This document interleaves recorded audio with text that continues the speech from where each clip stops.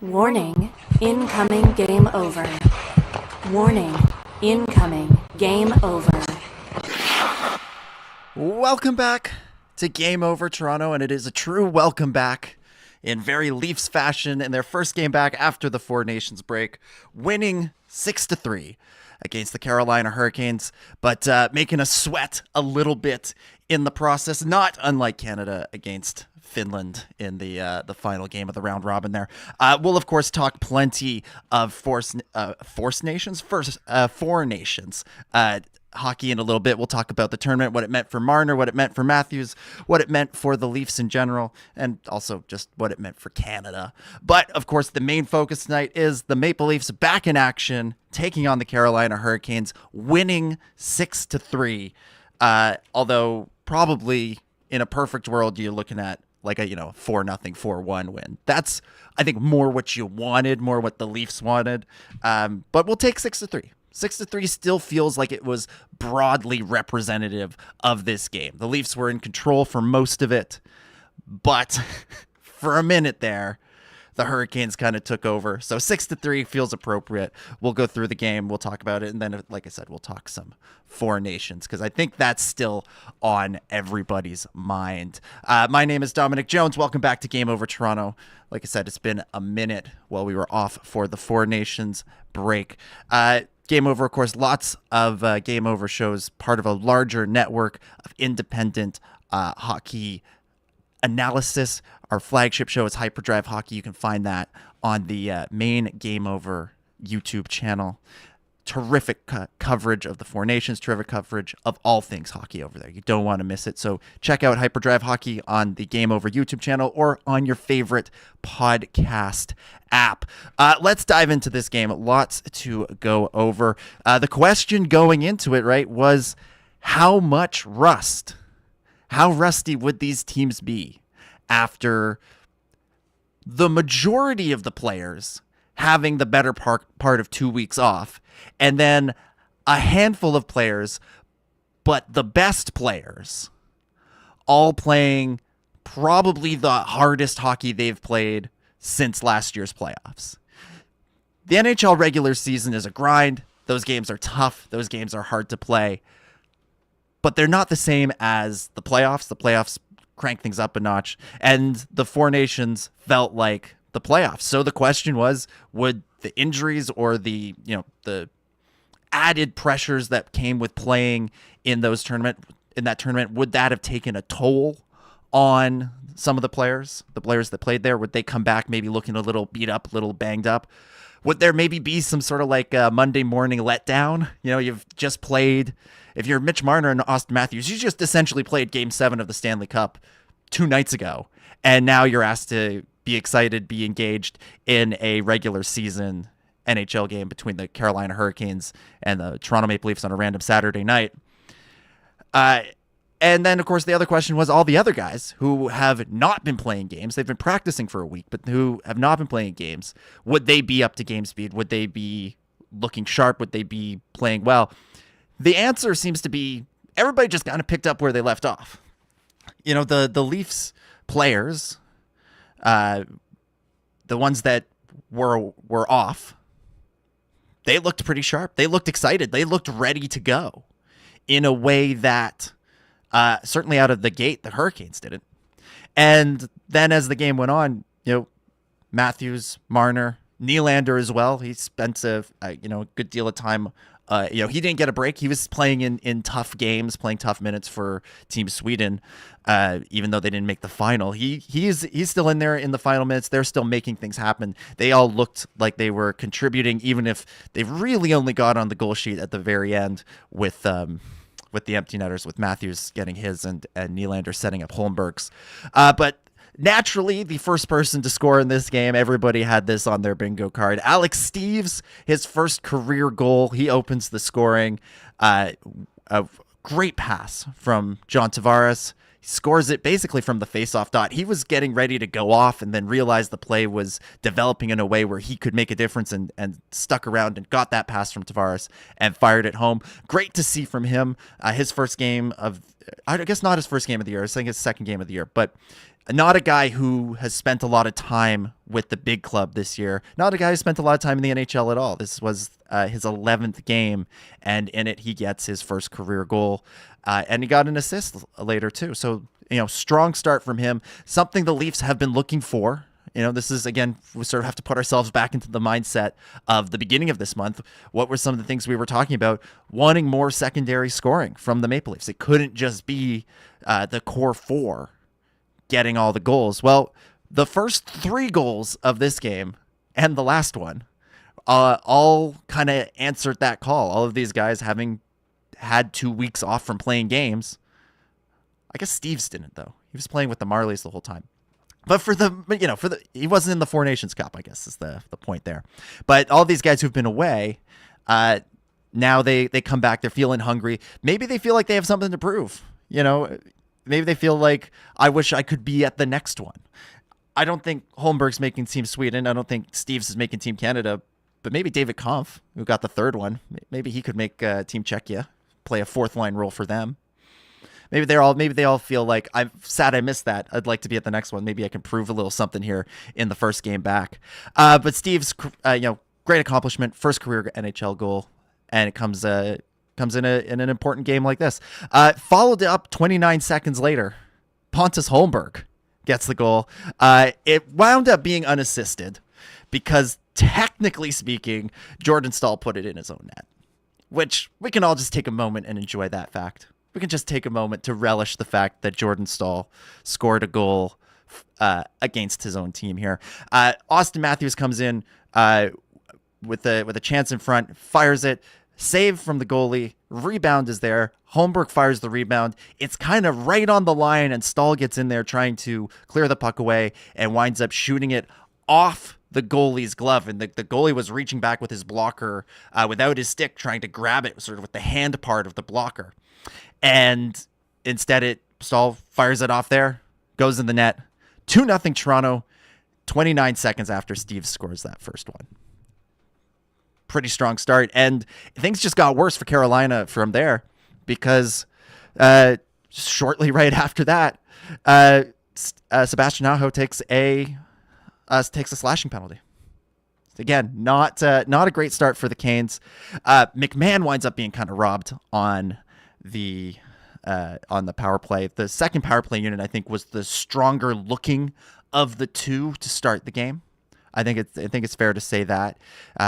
First power play unit didn't look terrible. It wasn't like the beginning of the year where they looked really listless, but the second unit felt like that's where the chances were coming from.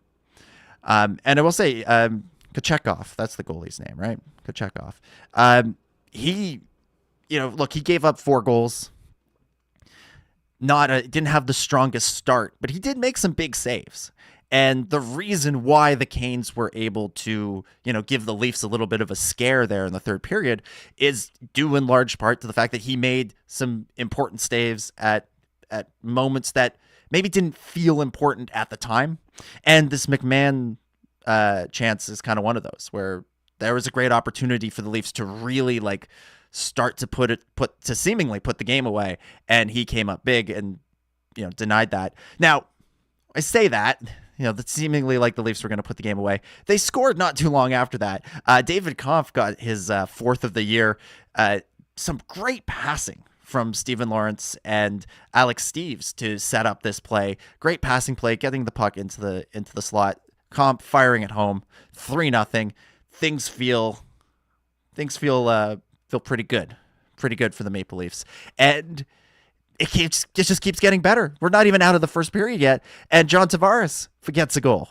He's like, hey, all of these guys who are here's the secondary scoring. Well, how about some primary scoring too? I'll get in on that. I've had some time off. I'm well rested. Let me get in on part of this. Nylander set him up with a nice pass after nearly losing it. And this is one of those things that Nylander does really well is he's able to stay calm in the moment, and he recovers because he nearly loses the puck. It just kind of nearly bounces over his stick as he's bringing it in off the rush, and he recovers it, gets it back, stares down the goalie, makes him believe he's going to shoot, and then passes it over to Tavares for the goal. 4-0 for the Leafs, and that's where the first period ends.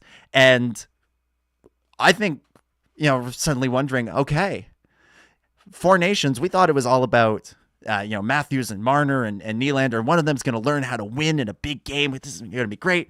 And here we are after the tournament, and it's all the guys who missed it are just like, no, we're part of this too. We want to win as well. We want to show we have what it takes too.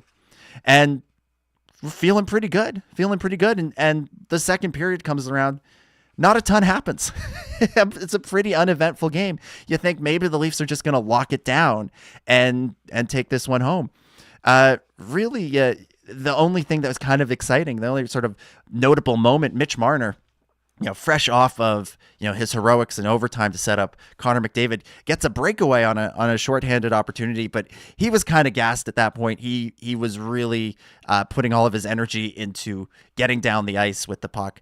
Didn't really make much of a move. Didn't get his most accurate, most perfect shot off, and was stopped. But still good to see from him again.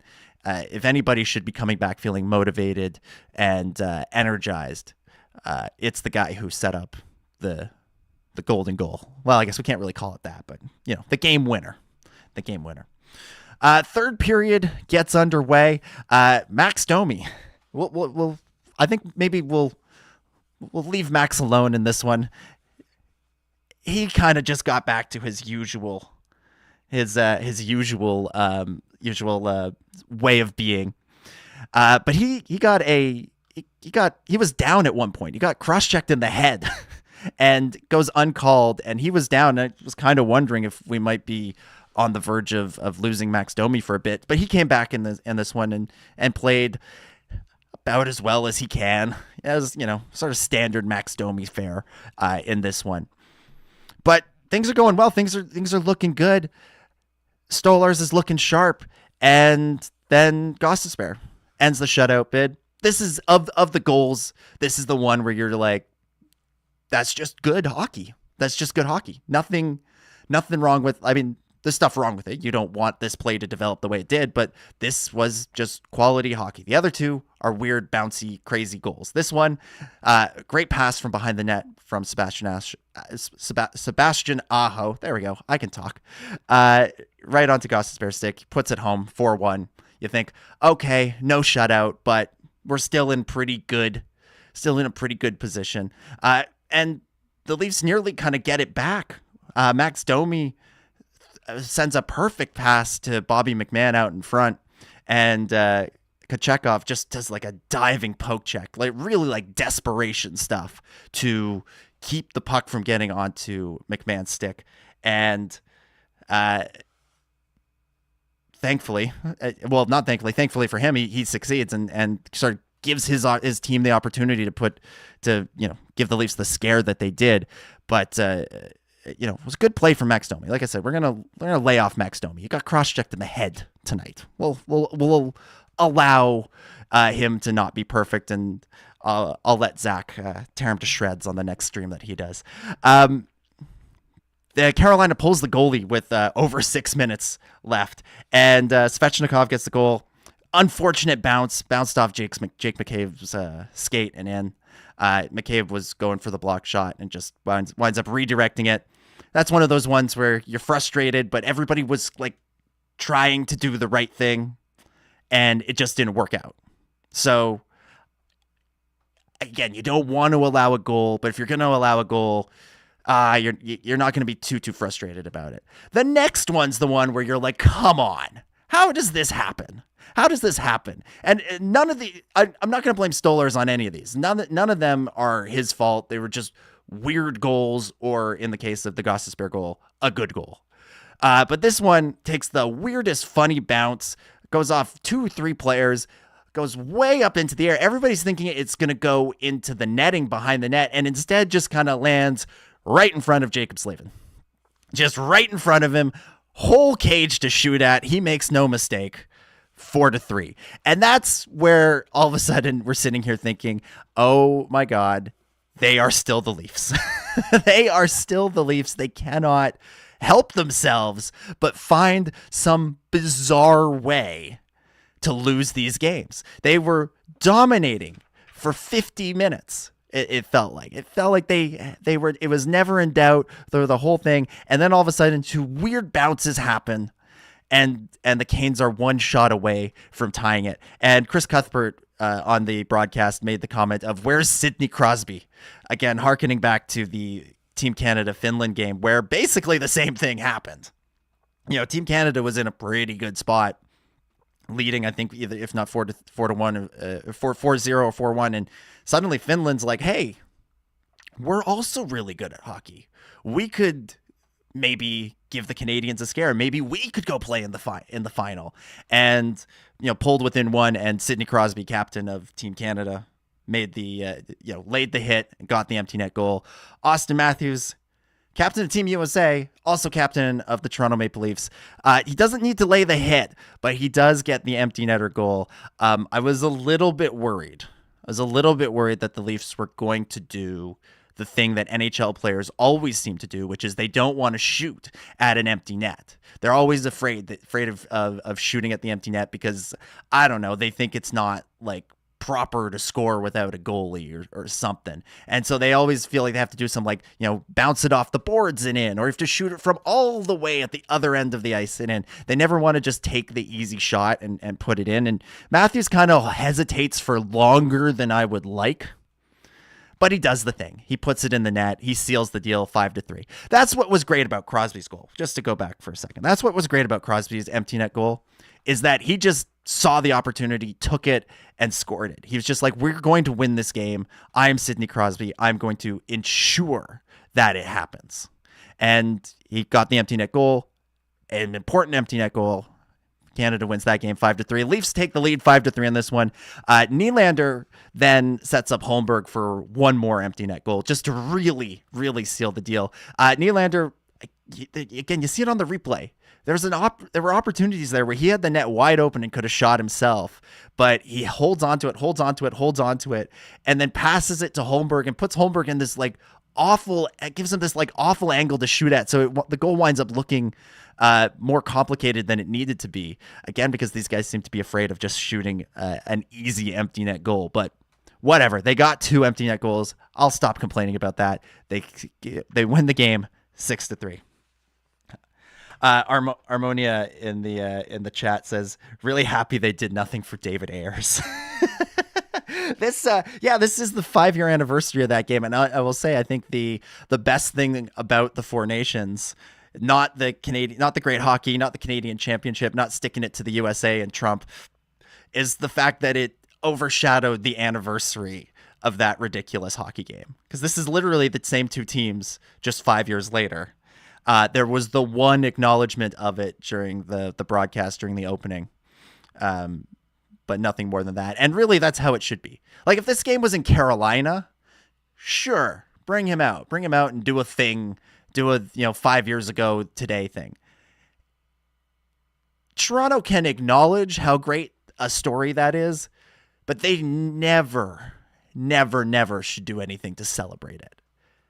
That was one of those embarrassing things to happen to this franchise, and that's saying something. They shouldn't celebrate it. They should not celebrate it. So glad that the Four Nations overshadowed that. Glad that we were talking about Leafs players doing great things last week or earlier this week, instead of reminiscing about one of the strangest incidences ever to take place in a National Hockey League game. Especially one involving the Toronto Maple Leafs. Luke Venables in the chat says, yo, great game, never in doubt. Exactly, never in doubt. Why were we worrying there for a few seconds in the third period? Why were we worrying there? It's not like we're traumatized as Leafs fans by all of the leads that we've ever had seemingly dissipating and the team losing in the most embarrassing fashion, as mentioned 5 years ago. If you're listening live, if you're watching along live, fire off comments, questions in the chat. We'll get to some of them as we go. And of course, we'll get to some at the end for during the overtime segment. But I'll get to them as we go too. If you've got a good comment, good question, I'm not going to wait till the end of the show to read it. I'll get it right away. I've got it up. I'm watching myself on the broadcast so I can see the comments. Watching myself as the show goes. We'll move into our second period here. For Game Over Toronto, we'll talk more about the Leafs and the the rest of the season, if there's some lessons we can take from this game. We'll talk about that when we get to the third period. But for the second period, we'll, of course, talk about the Four Nations. Before we get into that, of course, I want to remind you that there are 7 Game Over shows that you can be listening to. 7 markets that have Game Over shows that go live after every game involving a Canadian team. So you can listen to Game Over Ottawa, Vancouver, Montreal, Winnipeg, Edmonton, Calgary, and of course Toronto. So make sure you subscribe to all of the Game Over channels. Search for them on YouTube, and you'll get some great hockey talk after every game involving a Canadian team. Like I said, we're going to talk now about the Four Nations and how that went. And while we talk about it, I'll just throw this up on the screen. Let's throw this up on the screen. I'll have Mitch Marner holding the Four Nations Cup, wearing his gold medal, and just hope that brings good things. Look, what's there? I sort of feel like what's there left to say about the Four Nations? The Team Canada did this country proud. They went into a hostile environment in Boston, playing against the home team with Team USA. They bounced back after their loss to the Americans in Montreal in the round robin, and that's without even considering all of the geopolitical, I won't even say undertones, overtones that surrounded this game. Right? It starts with the booing of the American national anthem, which it sounds like the crowd at Scotiabank Arena continued that tonight, and Sportsnet is desperately hitting the mute button on the crowd noise when that starts happening. But it clearly that kicks things off in Montreal. They and the Americans, they don't love it, but they're not. The players didn't seem to really understand that it wasn't about them. It wasn't booing Americans. It was booing the policies and commentary of the American president, who keeps saying things like Canada should be the 51st state, and threatening the country with tariffs and all that stuff. And look, we're not a politics show. We're not going to get too deep into that, other than to say Trump's an asshole and all that, and he needs to shut his mouth and appreciate the relationship between Canada and the USA for what it is. So Canadian audiences are responding to that. They boo the American anthem. The Americans respond by just going full crazy. They go full crazy. The fights to start the game in Montreal are one thing. That's still part of like the hockey mentality and the hockey game. Then Bill Guerin, the GM of Team USA, goes on Fox News, because of course he did, and starts talking about that. Then Trump's calling the American team. The White House press secretary's talking about, they're going to play this game against our soon-to-be 51st state and all that stuff. And so it winds up being the most politically charged hockey game involving Canada since 1972.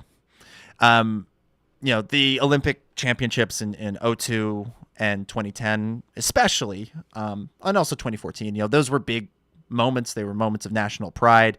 2002 was the first Canadian men's gold in 50 years. 2010, the host nation put the perfect capper on what was a wonderful 2 weeks in Vancouver. Those are like great moments that stand out. Everyone kind of forgets the 2014 one because it was at a weird time, like time of the day, and those games weren't all that exciting, and it was truly never in doubt. Even though the team didn't score a ton, they never lost a game. But this felt like everybody wanted this felt like everybody in the country wanted this win, and they got it, and they delivered it. And Mitch Marner, got him on the screen here, is a big part of that. Huge part of that. It was interesting to me that there were moments in the tournament where people were talking about him, his stock going down, which just felt wrong and felt odd. he started the tournament on sort of one of the top two lines and then kind of got moved to that third line with all the Tampa guys. But he scored the winner against Sweden, which was huge. And he sets up the winner against the U.S. in the final. Huge. And just goes to show he's got it. He can deliver in the big moments. And that was the question, I think, for Leafs fans going into the tournament was, Matthews, Marner, Nylander. One of them is likely to win, as we see here. It was Marner. And they're going to learn lessons from this that they can hopefully bring to the Maple Leafs. And I'll say this, going into the tournament, I think Nylander was the guy we all sort of felt like, he doesn't, of all of them, he needs to learn it the least. He's always been the one to show up in the big games. Just look at how the Boston series last year changed when he got into it. It went from, looking like the Leafs were going to be eliminated in 5 to Nylander shows up and basically takes control, scores the last 3 goals, or scores like three of the last goals for Toronto of last season in those games, and really was the one guy performing. And then, meanwhile, Marner and Matthews was sick. Marner, you were kind of wondering, does he have it? And here he shows he has it. Matthews also had 2 assists in that game and very nearly ended it before Marner and McDavid connected for the winning goal. So the two of them, I think, both show that they can show up in a big game. Yes, it's tougher for Matthews having lost. It's harder to appreciate what he did because he missed the pass. He missed the pass that he could have intercepted the pass that Marner made to McDavid. But I don't think we should back away from. I don't think we should treat what he did as a disappointment either. I think he's rightfully disappointed. He wanted to win. That's another loss in TD Garden for him. Another playoff loss in TD Garden for him. None of his demons get expunged by this, whereas I think some of Marner's do. And now the question is, going into the playoffs this year, can Marner carry forward, the confidence and the momentum from this? And can he sort of join Nylander in that top tier? And can Matthews, once the disappointment fades, appreciate what he accomplished as well in that tournament and bring it to the playoffs for the Leafs? This is the question now going into this, because they've shown they can be big game performers. They showed it in this tournament. Yes, they were surrounded by the best players, but they were playing against the best players too. So they've shown it that they can do it with, McDavid and Crosby on one side and the Kachucks on the other. Now they just got to do it together with Nylander, Tavares, McMahon, Nyes, and the rest of the roster. Luke in the chat says, how much of that start was residual Go Canada energy? I think there's probably some of that. I think there's definitely some of that. I think the fans were excited to be back.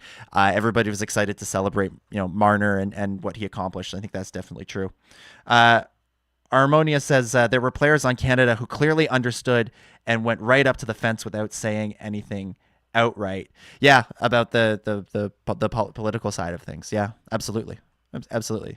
And Luke, commenting as well, saying, I hate all the political BS leaking into our game at the moment, but you cannot deny that it made the Four Nations tournament more meaningful, and meaningful hockey is just better. Yeah. I mean, there's a reason why, like, some of the most iconic moments in hockey, they always seem to involve the Soviets, right? The 72 series between Canada and the Soviet Union, and honestly, the Miracle on Ice in the 1980 Olympics. Like, those moments were huge for the people involved in it, for the winning side, because the Soviets were so dominant and because of the geopolitical overtones that were going on. Many years ago, Bob McCowan wrote a book which I promise this is connected. I promise. It was like McCowan's 100 greatest hockey arguments or something. It was a weird book, but I was a big fan of Bob McCowan growing up, and so I bought it and I read it.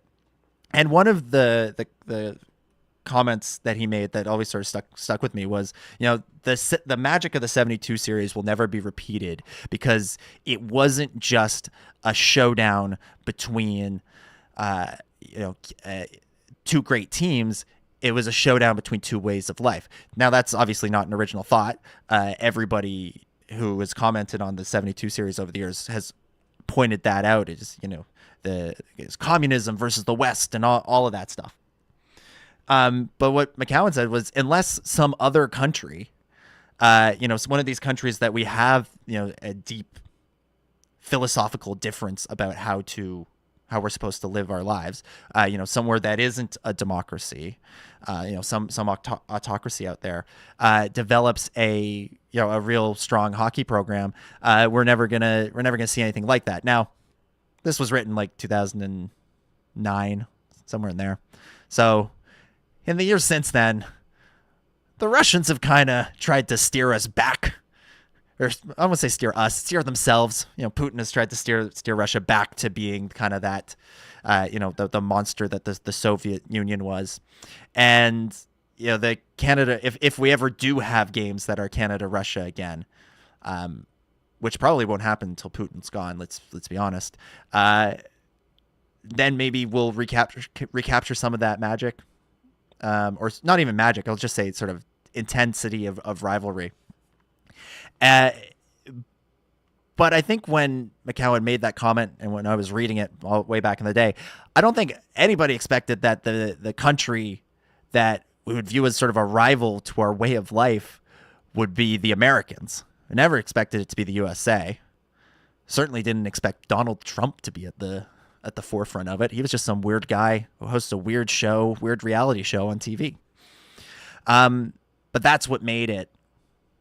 That's what made the tournament so intense. And it's why it went from, I could see a version of this tournament, where, Joe Biden's still president, Kamala Harris is president, somebody other than Donald Trump, Mitt Romney, somebody other than Donald Trump is president. And you just watch it and it's fun. It's 2014. It's kind of 2010, with the hosting side of it. It's the 2016 World Cup. It's fun. You watch it. It's great hockey. Everybody enjoys it. And you come away feeling pretty good about Canada winning. But in overtime of the final game, it felt like Canada needed to win. It felt like we needed to win. I've watched, I'm one of the few people that really enjoyed the Olympic hockey tournaments that didn't involve the NHL players. I always tuned into those. I thought they were fun. And in those games, I was rooting for Canada, absolutely. But, when Canada lost to Germany, it wasn't like a heartbreaker. It was kind of a shocker. I was surprised, but it wasn't like a heartbreaker. I wasn't watching that game like, on the edge of my seat feeling like, oh my God. During overtime, I'll have to ask my friend who I watched the game with, but I'm pretty sure I was a mess. I'm pretty sure I was an inconsolable mess. And I don't think I was the only one. But it was, when they scored, it wasn't just the elation of winning the tournament. It was, being able to stick it to the current administration in the States and just say, we're not going to give you this easy win. You're not getting this one. We still get to hold on to our national identity in this way. So yeah, meaningful hockey. It was great. It was great to see. And honestly, the World Cup and the Sochi Olympics, going back to those, even the World Juniors. When Canada wins, it's exciting. It's nice, but I haven't felt as invested as I did in this tournament. This tournament, here's the thing. I felt like I was watching a Leafs game. That's how invested I was. Because that's always been where my top tier investment has been with the Toronto Maple Leafs. And so watching this tournament and feeling how important it was, it felt like watching a Leafs game, and being inconsolable in overtime, took me back to the Boston series and the various Tampa series and all of that stuff of just like, being on the edge of your seat, needing to win. And for once, Mitch Marner set up the game-winning goal for our team. Let's move into the third period here. We'll take Mitch down off the screen for now. Although maybe we should have just left him up for the whole rest of the show. As we move into the third period, I want to remind you here, if you are enjoying Game Over, if you're enjoying Game Over Toronto or any of the Game Over shows, there's Game Over merch that you can buy. Head to thegameovernetwork.com and click on store. There's t-shirts, there's hoodies, toques, all sorts of good stuff. So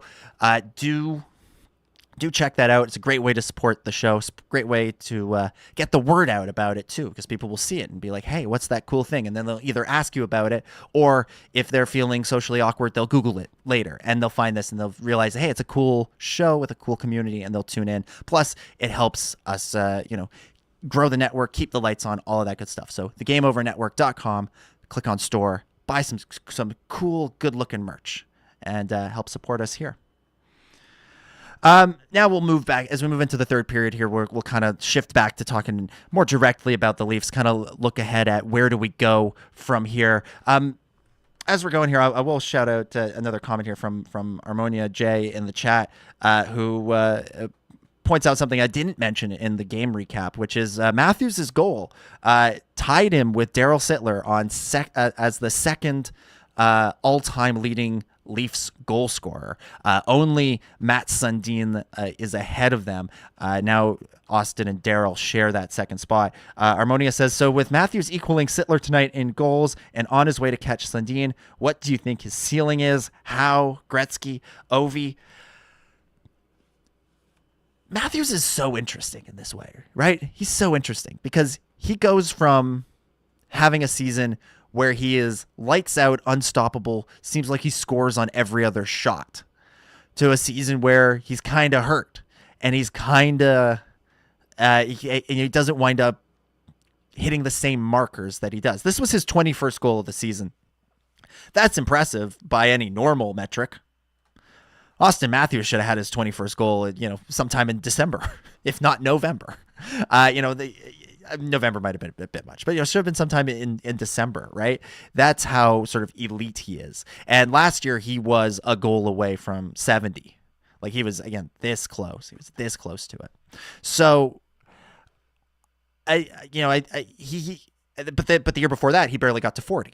I say barely got to 40. Like that's something that is a meh accomplishment. That's still a huge accomplishment. Year before that, 60. Like he sort of bounces back and forth like that. So if he could string together a couple of years of not being injured and just kind of get into the pattern of getting, look, he's not going to get 69 every year. He's probably not going to get 60 every year. But if he could put together a couple of, 45, 50, 55 seasons in a row, then the ceiling might be, some of those names that you're mentioning there. I mean, Ovechkin's going to catch Gretzky. People were talking, earlier this year that Matthews was on a pace that was better than Ovechkin was at this point in his career. So it's possible. But the problem with Matthews is he'll have a year where he's elite, unstoppable, and they'll have a year where he's kind of injured and can't quite get the same number of goals. And so if he can get to that point, great. I do think the ceiling is wherever Ovechkin winds up. Like, it might be beyond it. I do think it's possible. Is it probable? He's still so far away. It's so far away. There's so much more career to go. Anything can happen. Ovechkin probably should have passed Gretzky already if it wasn't for, lockouts and pandemics and shortened seasons and all of that stuff. Hopefully Matthews won't have to face any more of those.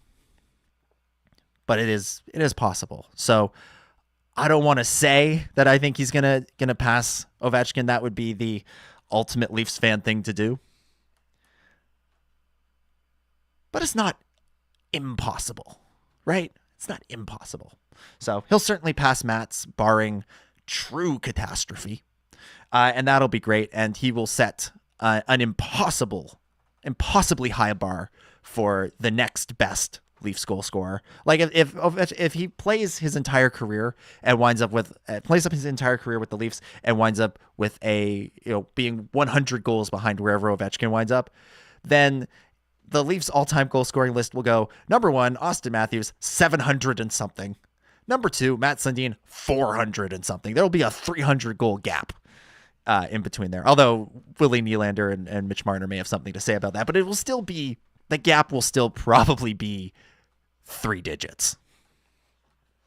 But yeah, so the question is, where do the Leafs go from here? How does the rest of the season play out? This is what we're wondering. The trade deadline's pretty close, is not too far away. It's coming up pretty quickly. And this game here that we just watched is sort of what I want to see from this team. I don't want them to nearly give up the lead. I don't want them to, get multi-goal leads and then nearly give them away or give them away.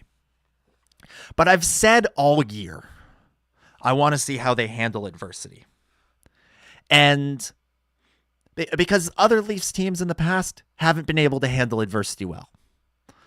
And, winning as many games as possible is good. Obviously, that's what you want to do. But it doesn't always equate to playoff success. Ask the Boston Bruins from a couple of years ago. Ask the Tampa Bay Lightning from a few years before that. Ask any number of President's Trophy winning teams that did not win the Stanley Cup. So, because in order to succeed in the playoffs, you have to know how to come back from a loss, and you also have to not start to spiral when things stop going your way. And that's why look, did I want Team Canada to beat the Americans in that first game, the one that started with the 3 fights? Of course. But when they lost that game, I'm like, they'll win the final. They'll win the final because they will have to overcome this. They will now have the motivation to overcome this. And they did. And so Leafs of previous years may well have wound up in this situation. And where they are winning 4-0, they give up 3 quick ones late in the game and fall apart. 2013 is the ultimate example of this in the third period against Boston. This Leafs team didn't. They bounced back. They came back from this. And we drew the parallels earlier between the Canada-Finland game and this game. And I do think it's notable that, Sidney Crosby, who stepped up for Canada. And here it was Austin Matthews doing the same thing for the Leafs. You need the guys who are the leaders on your team, the captains and the alternate captains, to step up in the tough moments, show leadership, whether that means getting a goal, whether that means inspiring somebody else, whether it means setting up a goal.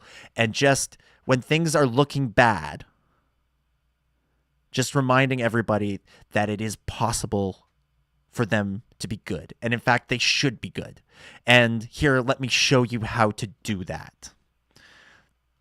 So when it seems like we're about to lose, when it seems like the game is going to fall apart, who's going to step in there and go, okay, enough.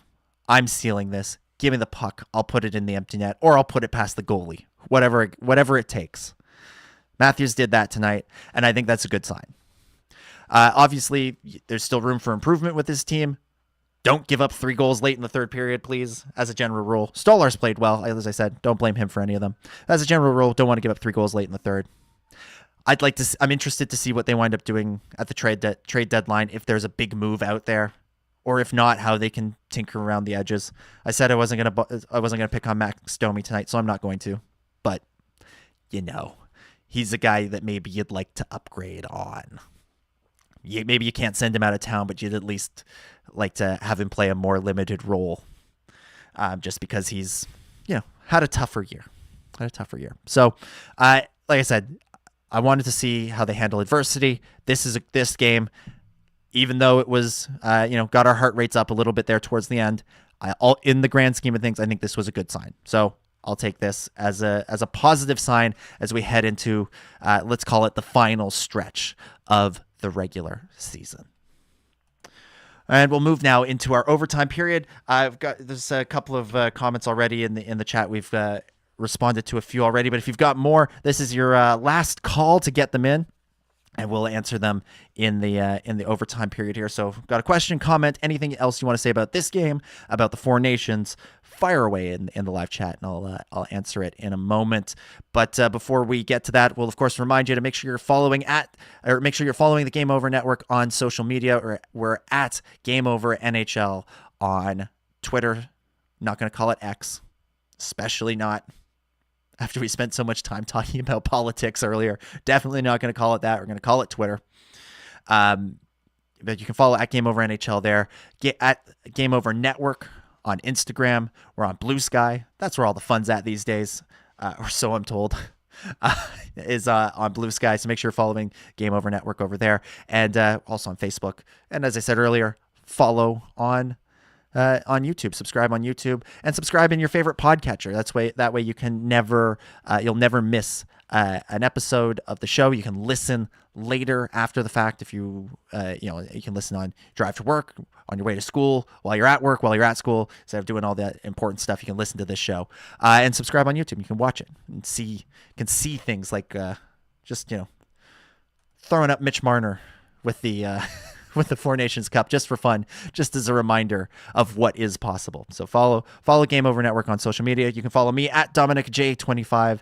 Instagram is my social media drug of choice. So follow me there for most of the stuff that I'll post, mainly when it comes to Bluesky and Twitter. It's just links to this and to my other show, which is my Star Wars podcast. If you can't tell from looking at this backdrop, I do a Star Wars podcast. It's called The Star Wars Underworld. You can find it on YouTube and your favorite podcast apps.